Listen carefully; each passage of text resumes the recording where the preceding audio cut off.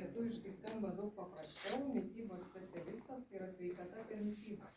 Viskas pas mus susiję su mityba, nes per tai mes gaunam sveikatą. Ir šiandien tokia tema pasirodo tikrai aktuali, nes daug prisirinko net vyrų. Po šito, žinokit, paskaitos bus namų darbai, visi privalomų būdų į detoksą eis. Pažiūrėsiu, ką išmoksti. Tai va, ką jūs žinot, šiaip norėčiau iš jūsų šitą išgirsti. Su kuo jums asocijuojasi tas žodis detoksikacija ar detoksas, tikrai populiarus, labai daug kas šneka apie tai. Kas jums tokia pirma mintis, kas apie ką? Ką padarysim? Malda gal kažkokia? Dažniausiai taip, išsivalymas, kam dar koks su kuo siejasi? Atsinaujinimas Organizmo. O kas esate bandę kokią nors detoks programą? Čia, jeigu nelaiko, tai turbūt bandė, o kas kitokia kokią nors esate detoks programą, valėte žarnyną. Po naujų pradėsim. Aišku, Šiaip tai dar ne šiandien girdėjau tokį pamąstymą, kaip vėl išėjo apie detoks, sako, oi ne, čia tikrai ne man, aš negaliu badauti, kažkodėl daugumai žmonių atrodo, kad detoksas tai yra nevalgymas, badavimas. Yra ir tokia forma, tik tai ten jau yra tikrai sudėtingiau, reikia pasiruošimo ir reikia žinoti, kaip į tai eiti ir ką daryti. Tai iš pradžių pakalbėsime apie keletą mitų. Gal ir jūs tokių girdėjot? Sulčių dieta. Ar suviliotų jūs tokia? Ne? Nepatrauklu? Jeigu ant pusės būtų su kažko sumaišyta. Patrauklu. Kokteiliuks. Pas mus namuose net tokia knyga, pavyzdžiui, yra kitokia dieta, vyno dieta. Gal šitą būtų geriau? Pas mus namuose tai vyro dieta.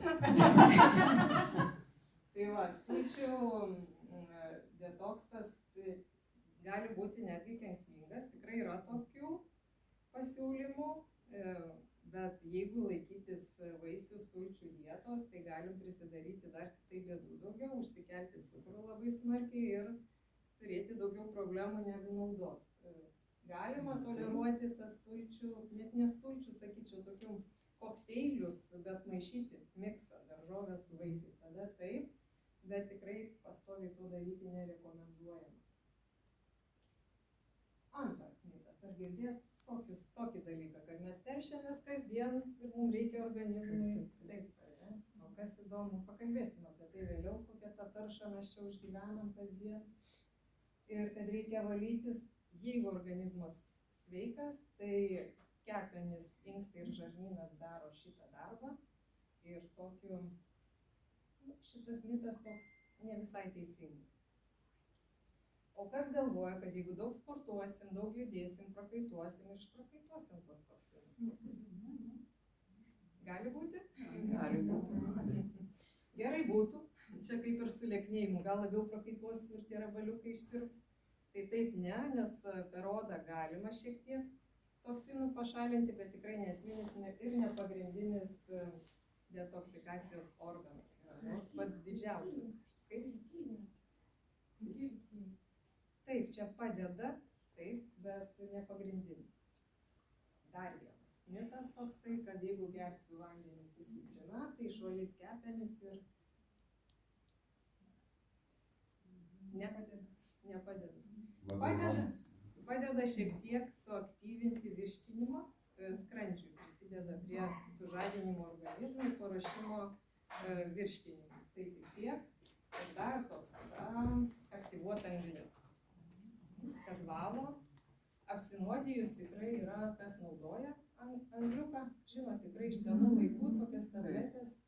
Tai jos tik tai sugeria tam tikras medžiagas žarnyne, bet tikrai detoksikacija jinai neturi reikšmės ir kepenim nepadeda. Dar girdėjau, dar pridursiu prie šitų mitų, tikrai gajus ir labai daug kas tai daro, netgi praktikuoja, geria sodą. Yra pas jūs tokių minčių buvę? Tai Bet su džinu. Ne, Tada kenkia. Tai šitas turbūt man pats baisiausias dalykas, ką žmonės galvoja, kad susitvarkyti gali nusišarminti organizmą.